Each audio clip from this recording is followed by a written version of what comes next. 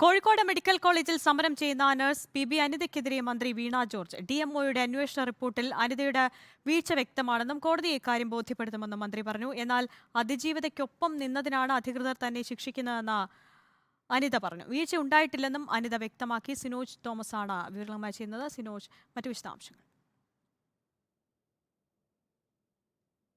Arya, medical കോളേജിലെ ICU പീഡന കേസുമായി ബന്ധപ്പെട്ട് നടന്ന വകുപ്പ് തല അന്വേഷണത്തിന്റെ ഭാഗമായി സീനിയർ നഴ്സിംഗ് ഓഫീസറായ അനിതയെ സ്ഥലം മാറ്റിയിരുന്നു. ഇതിനെതിരെ അനിത ഹൈക്കോടതിയെ സമീപിക്കുകയും അനുകൂല വിധി നേടുകയും ചെയ്തു. പക്ഷേ കോഴിക്കോട് മെഡിക്കൽ കോളേജിൽ തിരികെ ജോലിയിൽ പ്രവേശിപ്പിക്കാൻ വേണ്ടി അധികൃതർ തയ്യാറായില്ല. ഇങ്ങനെ കഴിഞ്ഞ 5 ദിവസമായി അനിത സമരം ചെയ്തു വരികയാണ്. ഈ ഘട്ടത്തിലാണ് ആരോഗ്യമന്ത്രി പ്രതികരിച്ചിരിക്കുന്നത്.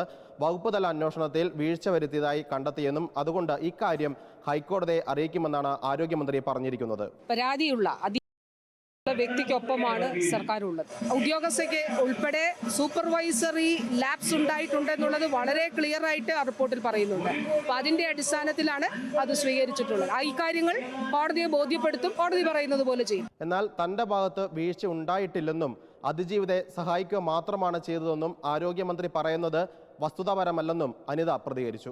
20-ാം തീയതി വരുമ്പോൾ ഈ അതിജീവിത പറയുമ്പോഴാണ് ഞാൻ ഈ കാര്യങ്ങൾ അറിയുന്നത്.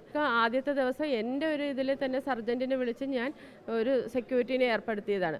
രണ്ടാമത്തെ ദിവസം സെക്യൂരിറ്റി ഇല്ലാത്തപ്പോൾ ഞാൻ ചീഫ് നഴ്സിംഗ് ഓഫീസറെ കണ്ട് കാരണം എന്താണെന്ന് ചോദിച്ചപ്പോൾ മീഡിയാസ് അറിഞ്ഞാൽ അത് പ്രശ്നമാവും, അതുകൊണ്ട് സെക്യൂരിറ്റി വേണ്ടാന്ന്.